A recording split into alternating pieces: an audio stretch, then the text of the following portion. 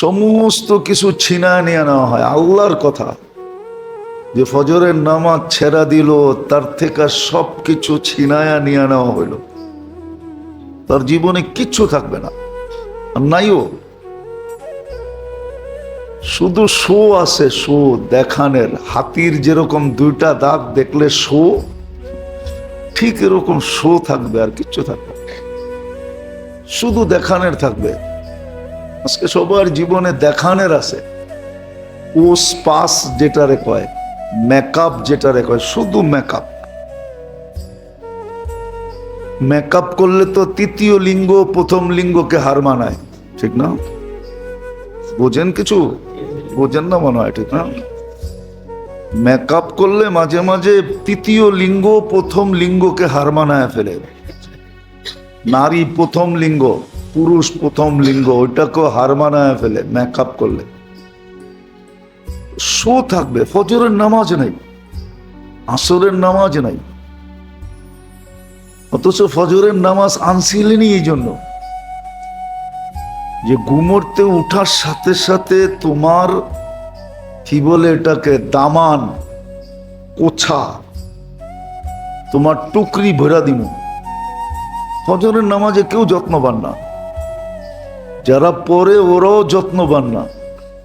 যত্নবান হলে আগের থেকেই উঠা বসা থাকতো, প্রস্তুতি নিত ফজরের, যে কামগুলা করণীয় ওগুলা করত, উঠেই ভালো মতে মেসওয়াক করতো। তো মেসওয়াক করে না, করে বেরাস। মেসওয়াক তো করে না, বেরাস করে। আগেই উজু করে রেডি হতো। তো যেটা বুঝাইতেছিলাম, সচেতন না হইলে যেরকম দুনিয়ায়ও ঠোকর খাইতে হয়, উষ্টা খাইতে হয়, বিপদের সম্মুখীন হইতে হয়, আখেরাতের ব্যাপারেও যদি সচেতন না হইল, সজাগ না হইল, সোচ্চার না হইল, তাহলে আখেরাতও একদিন কানতে হবে। এই সময়গুলোই বারবার আমাদেরকে দেখানো হবে। দুনিয়ায় কিছু জিনিস রাস্তায় দেখানো হয়, ডিজিটাল পদ্ধতিতে দেখানো হয়। জায়ান মাওয়া রোডে, জায়ান এখন যে এক্সপ্রেস ঢাকার থেকে গাজীপুর পর্যন্ত এক্সপ্রেস ওয়ে হয়েছে, ওটাতে যায়া দেখেন একটু পর পর লেখা ওঠে 80-র উপরে গতি উঠাবেন না, অটোমেটিক মামলা চালু। 80-র উপরে উঠলেই অটো মামলা হয়ে যাবে। দুনিয়ায়ও মানুষ সচেতন করতে থাকে, আল্লাহ মানুষকে সচেতন করেন।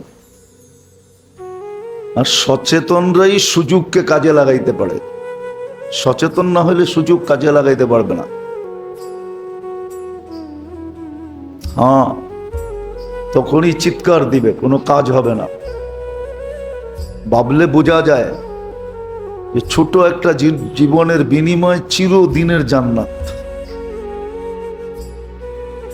আর স্বাদের জান্নাত, মজার জান্নাত, যেখানে কিচ্ছু করতে হবে না, এমনকি মুখ দিয়া উচ্চারণ করতে হবে না, মা তাস্তাহি আনফুসুকুম, শুধু মন চাবে, মন, আর সাথে সাথে উপস্থিত হবে। ছোট চাইলেও মিলবে, বড় চাইলেও মিলবে, যা চাবে তা মিলবে। এই পচা দুনিয়ার মতো না, সব জিনিস পচনশীল দুনিয়াতে। জান্নাতে কোনো জিনিস পচনশীল না, সব তরু তাজা মিলবে। এই দুনিয়ার মতো না। হ্যাঁ, সব সোনার উপর মিলবে, জবরজুদ জমরুদের মিলবে, ইয়াকুত মারজানের মিলবে, মুক্তার হীরার মিলবে। যা চাবে তা মিলবে, মুখ দিয়া চাইতে দিবে না। ওই দিন খুব আফসোস হবে। এই জন্য হাদিসে আছে, লা ইয়াতাহাসসার, জান্নাত আফসোসের জায়গা না, ওয়ালাকিন আলা সাআতিন মাররাত বিগাইরি যিকরিল্লাহ। যেই সুযোগটা আসছিল কিন্তু আমি কাজে লাগাইতে পারি না, আমি সজাগ ছিলাম না, সচেতন ছিলাম না, সোচ্চার ছিলাম না। আজকে তো জানি না কোত্থেকে সজাগ হবে। জানানো হইলেও কর্ণপাত করে না। জানাইতে চায়, জানানো হয়, এমন না যে হয় না, জানানো হয়, খুব জানানো হয়। জুমার দিন হয়, এমনে হয়, সেমনে হয়। এমনকি বাড়িতে যায়া যায়া পায়ে ধরা জানানো হয়। তাবলিগালারা বাড়িতে যায়া যায়া জানায়, পায়ে দৌড়া দৌড়া জানায়, কিন্তু তারপরও সজাগ হয় না। কিন্তু কালকে কিন্তু আফসোস করতে হবে, কোনো লাভ হবে না। এই জন্য দুনিয়ার ব্যাপারে যেরকম সজাগ হওয়া জরুরি, সচেতন থাকা জরুরি, ঠিক আখিরাতের ব্যাপারে এর চেয়ে কোটি গুণ বেশি জরুরি ছিল। আর সময়গুলা যদি কোনো ইবাদত দ্বারা সুসজ্জিত না থাকতো তাহলে প্রশ্ন হতো, কিন্তু এখানে তো সুসজ্জিত। একটা বুঝার ব্যাপার, 23.5 ঘন্টা কে তার দরজা খোলা রাখে? এই উম্মতের জন্য 23.5 ঘন্টা আল্লাহ তার দরজা খোলা রাখছেন। যেই কোনো মুহূর্তে যাবে, দাঁড়াবে, হাত উঠাবে। কোরআন বলতেছে উদউনি আস্তাজিব লাকুম, হাত উঠা। কোনো সময় টময় নির্ধারিত নাই। নামাজ না 30 মিনিট নিষিদ্ধ, দোয়া তো নিষিদ্ধ না, বরং বইলা তো দিছেন এই সময়গুলাতে দোয়া বেশি কবুল হয়। সূর্য উঠার সময়, ডুবার সময়, দ্বীপ প্রহরের সময়, ওই সময় দোয়া আরো বেশি কবুল হয়। কবুল হওয়ার সময়গুলোর ভিতরে এই সময়গুলোও। এত কথা বুঝাইতেছিলাম একটা কথা বুঝানোর জন্য, সজাগ হইলেই সুযোগ কাজে লাগানো যাবে, সোচ্চার হইলেই সুযোগ কাজে লাগানো যাবে, সচেতন হইলেই সুযোগ কাজে লাগানো যাবে। আর যদি শিখলাম তাইলেই কাজে লাগানো যাবে, তাহলে সুযোগ আসবে, চলে যাবে। সুযোগই বলতে বলতে যাবে। যেমন সূর্য বলতে বলতে ডুবে, আনা আলা আমালিকা শাহিদ, আমার আলোতে তুমি যা করছো এটা সাক্ষী আমি কাল কিয়ামতের দিন দিব। এটা আমার কাছে সুরক্ষিত আছে, আমার মেমোরিতে এটা সেভ করা আছে। ডিলিট করার মতো ক্ষমতা তোমার কাছে নাই। ইনদাল্লাহি আ'লা দারাজাত। أما بعد فأعوذ بالله من الشيطان الرجيم. بسم الله الرحمن الرحيم. والفجر وليال عشر. وقال رسول الله صلى الله عليه وسلم اغتنم خمسا قبل خمس إلى آخر الحديث أو كما قال عليه الصلاة والسلام. সম্মানিত উপস্থিতি, কোরআন হাদিস থেকে যতটুকুই তেলাওয়াত করা হলো আশা রাখি একই সামনে রেখে কিছু কথা রাখবো, সাথে সাথে দোয়ার দরখাস্ত। আল্লাহ আমাদেরকে বুঝার এবং আমল করার তৌফিক দান করা। দুনিয়ার ব্যাপারে যেরকম সচেতনতা মানুষের জন্য জরুরি, সচেতন যদি না হয় তাহলে দুনিয়ায়ও মানুষ কদমে কদমে ভুগতে থাকে, বিপদের সম্মুখীন হইতে থাকে। আর যখন সতর্ক থাকে, সচেতন থাকে, তখন দেখা যায় যে অনেক বিপদ থেকে বেঁচে যায়। ঠিক আখিরাতের ব্যাপারেও এরকমই, যে সচেতন হবে, সজাগ থাকবে, উদাসীন হবে না, আখিরাতের ব্যাপারেও সে তত এরকম আগে বাড়তে থাকবে, নাইলে পিছনেই পড়া থাকবে। আর দুনিয়া আখেরাতের ভিতরে পার্থক্য অনেক বড়। অতীতও দেখানো হয়েছে, এখনো দেখানো হইতেছে। আখেরাতের সামান্য পার্থক্য অনেক বড় পার্থক্য হয়ে যায়। হিসাব কিতাবে যার একবার সুবহানাল্লাহ বেশি হবে আর যার একবার কম হবে, দুইজনের পার্থক্য আকাশ জমিন পরিমাণ হবে। জমিন থেকে আকাশের দূরত্ব যতটুকু, ওই দুই ব্যক্তির ভিতরে পার্থক্যের দূরত্বটা এতটুকুই হবে। দুইজনের ভিতরে দূরত্ব এতটুকুই হবে।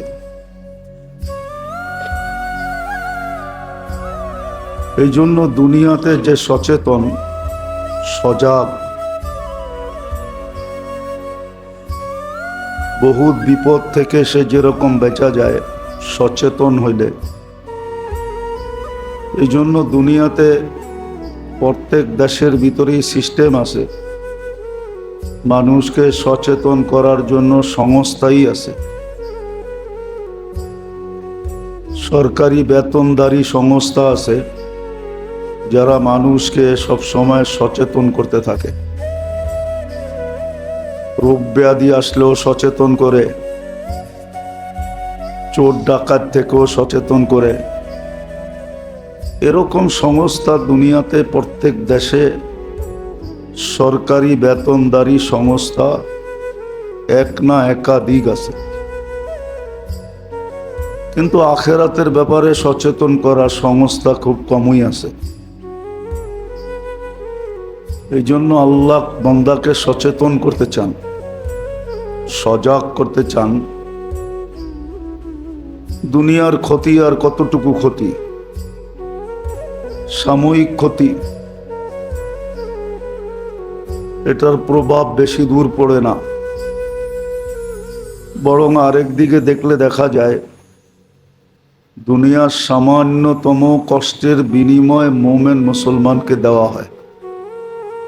এমনকি পায়ে যদি একটা কাঁটা বিঁধে বা কাঁটার খোঁচা লাগে, সুইয়েরও যদি একটা খোঁচা লাগে, আর যখন করে ওঠে এটারও কিন্তু বিনিময় দেওয়া হয়। হাদিসে আছে আনিনুল মারিদি তাসবিহুন, করে উঠলে সুবহানাল্লাহ পড়ার সওয়াব পায়।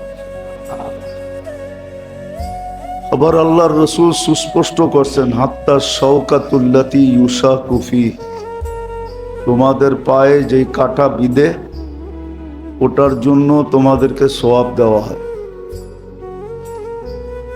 কিন্তু আখেরাতের ব্যাপারে যদি সচেতন না হইল, সজাগ না হইল, সোচ্চার না হইল, আর যদি অলসতায় সময়টা কেটে গেল, সময় কিন্তু আসে এই জন্যই, মুহূর্তগুলা, ফুরসতগুলা এই জন্যই আসে। ঘড়ির কাঁটা এই জন্যই ঘুরে, নাইলে ঘড়ির কাঁটা ঘোরার দরকার ছিল না। দিন আসে রাত্র যায়, রাত্র আসে দিন যায়, এটা এই জন্যই মানুষের সময়টাকে মূল্যায়ন বানানোর জন্য, মূল্যায়িত বানানোর জন্য, দামি বানানোর জন্য। এই জন্যই মুহূর্তগুলাকে আল্লাহ ইবাদত দ্বারা, কোনো না কোনো তসবিহাত দ্বারা, জিকির দ্বারা, আল্লাহ স্মরণ দ্বারা আল্লাহ এটাকে সাজাইছেন। নামাজ যদিও 5 ওয়াক্ত, কিন্তু প্রয়োজনের খাতিরে আল্লাহ সুযোগ রাখছেন এই উম্মতের জন্য। কোন উম্মতের জন্য এই সুযোগ ছিল না, যতটুকু করণীয় এতটুকুই ছিল, সুযোগ দেওয়া হয়েছিল না কোনো উম্মতকে। কিন্তু এই উম্মতকে আল্লাহ সুযোগ দিছেন, প্রয়োজন হলেই 2 রাকাত পড়তে পারে। আবার হুকুমও দিছেন প্রয়োজন হলেই 2 রাকাত পড়ো। আবার সুস্পষ্ট হুকুম দিছেন, কোনো অস্পষ্ট না। ইদা হাজাবাহু আমরুন ফাজিয়া ইলা সালাহ, যখনই কোনো প্রয়োজন হতো তো 2 রাকাতে দাঁড়ায় যেতেন, ছোট হোক আর বড় হোক, প্রয়োজন হলেই হইছে। আবার বিভিন্ন ক্ষেত্রে সাহাবা আল্লাহর রসুল দ্বারা করায়া দেখাইছেন, আল্লাহর রসুল কইরা দেখাইছেন যে সামান্য প্রয়োজন, কিন্তু 2 রাকাত পড়তে দাঁড়ায় গেছেন। আল্লাহর রসুলের পরে সাহাবায়ে কেরাম কইরা দেখাইছেন। তো এই সুযোগটাও আমাদেরকে দিছেন। শুধু সীমিত কিছু সময় নিষেধ করছেন। 24 ঘন্টার ভিতরে তাকাইলে দেখা যায় 1 ঘন্টাও হবে না। কোনো কোনো কিতাবে লেখা আছে 10 মিনিট করে 30 মিনিট। এই 30 মিনিট শুধু নিষিদ্ধ সময়, বাকি 23.5 ঘন্টা দাঁড়ানো যায়। তো যেটা বুঝাইতেছিলাম, সচেতন না হইলে সুযোগ আসবে আর চলে যাবে। যদিও সুযোগ আসছিল আমাকে উপরে নিয়ে যাওয়ার জন্য, এজন্য কবি বড় সুন্দর লেখছেন। কখনো তেজ বাতাস আসে, খুব গতিময় বাতাস কখনো আসে খড়কুটাকে উপরে নিয়ে যাওয়ার জন্য, অথচ খড়কুটার কোনো ভ্যালু নাই, তার কোনো ডানা নাই, সে এত উপরে উঠবে কেন? এজন্য কবি লেখছেন, বাদে মুখালিফ সে ঘবরানা নেই, वो आता है तुझे ऊपर चढ़ाने के लिए। কখনো বিপরীতমুখী বাতাস মানুষকে উপরে নিয়ে যায়, ঠিক আমলও মানুষকে উপরে নিয়ে যায়, আখেরাতের লাইনে মর্যাদা বাড়ায় দেয়। কিন্তু কাজে লাগাইতে পারে কে? যে সচেতন থাকে, সজাগ থাকে, সোচ্চার থাকে, কান খাড়া রাখে সব সময়, সুযোগ কখন আসবে আর আমি এটাকে কাজে লাগায় উপরে যাব। দুনিয়ার ব্যাপারে তো মানুষ সজাগ থাকে, সামান্য একটু পদবি পাওয়ার জন্য, সামান্য একটা এরিয়া ভিত্তিক, একটা মার্কেট ভিত্তিক। আপনি দেখেন, বিরোধিতা করতেছি না, কারো দোষ বলতেছি না, সামান্য বাদামতলিতে একটু পজিশন পাবে, দেখেন ইলেকশন নিয়ে কেমন দৌড়াদৌড়ি করতেছে। সামান্য বাদামতলির বাইরে আর কোনো পজিশন নেই। এখানে পদস্থ হইলি যে বাকি ফল বিক্রি করলে নামের উপরে টাকা দিয়া দিবে এরকম না, ওইখানে যে দাঁড়াই থাকতে হবে, ডেলি তাকাদা করতে হবে, দিলে দিল, না দিলে কোনো সময় না দিয়েও ফেরত দিয়া দিবে, জান পরে দিমুনে, বেচা বিক্রি ভালো না। তো দুনিয়ার ব্যাপারে তো মানুষ সজাগ থাকে সামান্য একটা পদবীর জন্য, কিন্তু আখেরাতের ব্যাপারে সজাগ না। সুযোগ আসে আর চলে যায়, সুযোগ আসে আর চলে যায়। আজকে আমাদের অধঃপতনের কারণ কি জানেন? সবচেয়ে বড় কারণ, মুসলমানের সব আছে তারপরও সব লুটা গেছে। লুটা যাওয়া বোঝেন? লুট হয়ে যাওয়া, লুট। সব আছে তারপরও সব লুট হয়ে গেছে, কারণ মুসলমান ফজরের নামাজ ছেড়ে দিছে। যে ফজরের নামাজ ছেড়ে দিবে ওর জিন্দিগিতে বরকত থাকবে না, কিচ্ছু থাকবে না। টাকা থাকবে, পয়সা থাকবে, ইজ্জতের পদ থাকবে, ও দেখবে ইজ্জতের পদ আছে, কিন্তু নিজে একা একা অ্যানালাইসিস করলে দেখবে কিচ্ছু নাই, কারো মনে ওর জন্য জায়গা নেই। উপর উপর দিয়ে সবাই সার সার করে, ভিতর দিয়ে সবাই গালি দেয়। শুধু ফজরের নামাজ ছেড়ে দেওয়ার কারণে, শুধু আসরের নামাজ ছেড়ে দেওয়ার কারণে। ফজরের নামাজ যে ছেড়ে দেয় ওর জীবনে কিচ্ছু থাকে না। গোশত কম হয়েছে, না চাউল কম হয়েছে, আরে মনে হয় বোঝেন নাই কিছুই। বিরিয়ানিতে কি কম হয়েছে? গোস্ত কম হয়েছে না চাউল কম হয়েছে? তো এরকম সালাম আর কি, সালামটা পর্যন্ত শিখে নাই। রাগ হয়েন না, শিখেন, কাজে লাগান। হ্যাঁ, এই জন্য কোরআনে আছে রুব্বা কারিনুল কোরআন ইয়ালআনহু, বহুত মানুষ আছে কোরআন পড়ে কিন্তু কোরআন ওর উপরে লানত করে। মাঝে মাঝে দেখি তো, রমজানে দেখি, রমজানে কিছু কিছু বলি না, বলবো কি, বললে যদি আবার পিছনে লোক লাগায় দেয়। হক বলবেন তারপরও তো দোষ হবে, ঠিক না? মাঝে মাঝে ইসলামপুরে দেখি বিকালবেলা অনেকে দোকানে বইয়া কোরআন শরীফ পড়ে জোরে জোরে, যাতে বেচা বিক্রি বাড়ে। কি? হ্যাঁ, থ্রি পিস যা বানাইছে সব বিক্রি হয়ে যায় বরকতের ছেলায়, কিন্তু আর কোরআন শুনলে দেখি মনে হয় কোরআন লানত করতেছে ওরে, এরকম অশুদ্ধ পড়ে। কিন্তু ব্যক্তিত্ব দেখবেন, বাবারে বাবা, গাড়ি 101, বাড়ি 101, ভাবভঙ্গি এরকম। কিন্তু রুব্বা কারিনুল কোরআন ইয়ালআনহু, বহুত কোরআন পড়নে ওয়ালা আছে, কোরআন ওকে লানত করতেছে। পুরা কোরআন তো পড়ার ওর দরকার ছিল না। একদিন না বলছিলাম, এই উম্মতের উপরে মহব্বতের জোয়ারে, আল্লাহর জন্য শব্দটা শোভনীয় না, আল্লাহ এতটুক ভালোবাসেন এই উম্মতকে যে 3টা ছোট ছোট সূরা দিছেন, 3টা, ছোট এবং সহজ, ছোট এবং ওয়াল আসরি ইন্না আতাইনা কাল কুল হুয়াল্লাহু আহাদ। 3টা সূরা সহজ ছোট, বলছে 3টা দিয়ে জিন্দেগি পার করে দে, কিন্তু সহি পড়িস। আর ও পুরা কোরআন পড়তেছে, জোরে জোরে পড়তেছে, মনে করতেছে বরকত ঠেলা আইব, সব মাল বিক্রি হয়ে যাব। বিক্রি হয়েছে, কিন্তু সারা বছর ঘুরতে ঘুরতে ঘুরতে ঘুরতে ঘুরতে, জুতা ক্ষয় করতে করতে করতে এখন পর্যন্ত টাকা মার্কেটে উঠাইতে পারে নাই। হ্যাঁ, বরকত হয়েছে কি? কোরআন লানত করে। এরকম আমাদের সালামের অবস্থা এরকম। ভালো ভালো লোক সালাম শিখে নাই।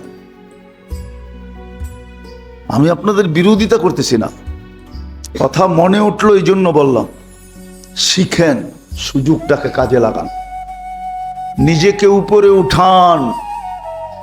কালকে সুযোগ হবে এটা বলার, ইনশাআল্লাহ।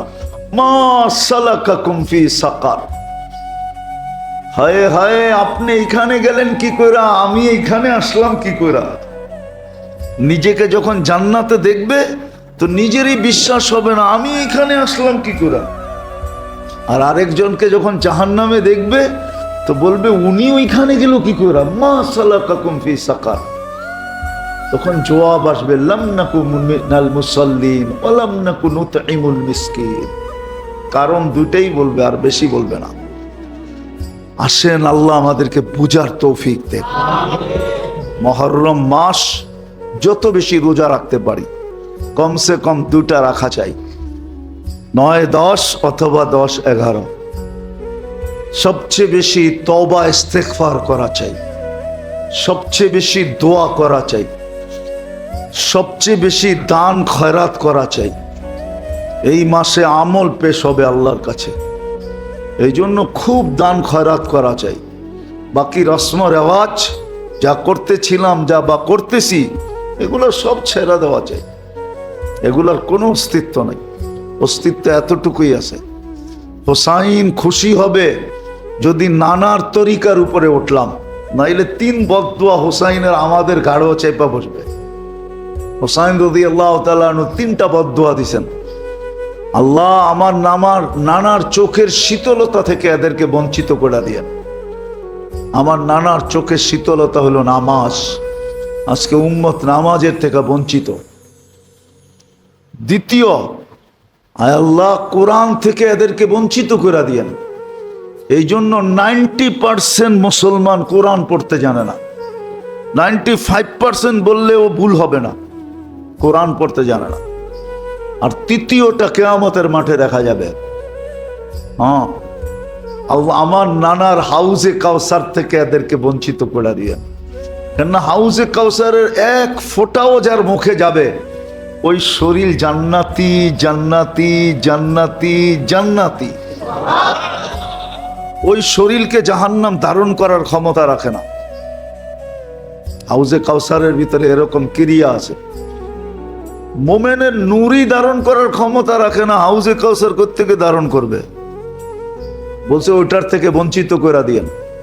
এই জন্য আল্লাহ করুক, আল্লাহ আমাদেরকে বুঝ দেখ, আজকের থেকেই কাজে লেগে যাই, তওবা করি, ইস্তেগফার করি, দোয়া করি, খুব দান খয়রাত করি, খুব ইবাদত বন্দিগিতে লাগি, পারলে রোজা একাধিক রাখি, না পারি কমসে কম দুটা রাখি।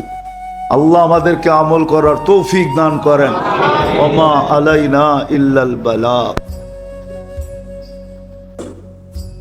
মেনুটা সবাই কয় ঠিক আছে, এই কথা ওনাকে বুঝাবে কে? যদিও তুলনাটা ওনার লোকে দিলে ঠিক হবে না, হয় না, ঘন্টা বাঁধবে কে? ঠিক না? সবাই কয় মশওয়ারা তো হইল ঠিক আছে, কিন্তু ওনার এটা শুনাইব কে? কেননা হইতে পারে যে শুনাইতে যাইব ওরে সাইজ করব। সবাই বুদ্ধি আসছে মাথায়, পাইছি দুইজনরে তৈরি করা যায়। কাকে? ওনার মেয়ে উম্মাহাতুল মুমিনিন হাফসা রাদিয়াল্লাহু তাআলা আনহাকে, হাফসা, আরেকজন আম্মা জান আয়েশা রাদিয়াল্লাহু তাআলা আনহাকে। না, এই দুইজনের কথা উনি ফালাইতে পারবেন না। একজন তো মেয়ে, আরেকজন হলেন আবু বকর সিদ্দিক রাদিয়াল্লাহু তাআলা আনহুর মেয়ে, আর হুজুর সাল্লাল্লাহু আলাইহি ওয়াসাল্লামের সবচেয়ে প্রিয় স্ত্রী, যার ঘরের ভিতরে উনি এখনো শুয়ে আছেন। যে এই রায় দিছে, সবাই ওর কপালে চুমা দিছে, ওরে ও তুই একটা রায় দিছস। হ্যাঁ, এই দুইজনরে তৈরি করা যায়। সবাই যে দুইজনরে তৈরি করছে। আম্মা জান, আপনারা যদি বলেন তাইলে রাখতে পারে কথা। তো দুইজন বয়ে বয়ে গেছে, যে বলছে, জিজ্ঞাসা করছে কেন আসলা? বলছে একটা কথা বলতে আসছি, যদি অভয় দেন। কি তাইলে বলবো, আর নাইলে বলবো না, চলে যাব। ওনার মেয়েও বলতেছে, আম্মা জান আয়েশা রাদিয়াল্লাহু তাআলা আনহাও বলতেছে। তো বলছে অভয় দিলাম, বলো। তো বললেন যে বড় বড় উফুদ আসতেছে, প্রতিনিধি দল সারা দুনিয়ার থেকে, সম্ভ্রান্ত সম্ভ্রান্ত প্রতিনিধি দল আসতেছে। আমরা বেশি কিছু বলবো না, আপনি যদি একটু কাপড়টা চেঞ্জ করতেন। বলছে তারপর? তো বলছে ও যখন এই দুইজনরে পাঠাইতেছেন, তো আলী রাদিয়াল্লাহু তাআলা আনহু বলতেছে, পাঠাইতেছে তো বটে, আমার মনে হয় মানব না, আমার মনে হয় মানবে না। কেন? আমি চিনি, আমি চিনি, আর শুধু চিনি না, আমি জানি আল্লাহর রসুল যখনই বলতেন আনা আবু বকর, তো উমরকে সাথে মিলাই বলতেন আনা আবু বকর ও উমর, আনা আবু বকর ও উমর, আনা আবু বকর ও উমর। এই তিনটা নাম একসাথে বলতেন। বিদায়ে এই কথায় আমার বুঝে আসছে উনি মানবে না, না না। আম্মা জানরা যখন যা বলছে কাপড়টা চেঞ্জ করেন, যুক্তি ছিল সম্ভ্রান্ত লোকেরা আসে, আপনি সিরা ফারা কাপড় গায়ে দিয়ে বসে থাকেন, আমিরুল মুমিনিন, 4 মহাদেশের আপনি আমিরুল মুমিনিন। বলছে দ্বিতীয়টা, খানার মেনুটা একটু চেঞ্জ করেন। কি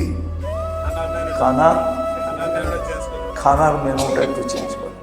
তো তোমাদের কথা শেষ? শেষ। তো বলতেছে নিজের মেয়ের হাফসা, তুমি তো আল্লাহ রসুলের স্ত্রী ছিলা, ঠিক না? বলছে হ্যাঁ। বলছে তোমার ঘরে আল্লাহ রসুলের বিছনা কিরকম ছিল তোমার কি মনে নেই? একদিন তুমি যেই বিছনাটা আল্লাহ রসুলের জন্য ডেলি বিছাইতে, ফাজাইলের কিতাবে আছে, একদিন তুমি 4 বাস করে দিছিলা। সকালে উঠা বলছে হাফসা, আজকে নতুন বিছনা কই থেকে পাইলা? নতুন না, পুরানটাই 2 বাজ ছিল, আপনার কষ্ট হয় দেখা 4 বাজ করে দিছি। তো বলছে হাফসা, না না না না, আজকে আমার উঠতে কষ্ট হয়েছে, 2 বাজই করে দাও, 2 বাজই করে দিও, 4 বাজ না।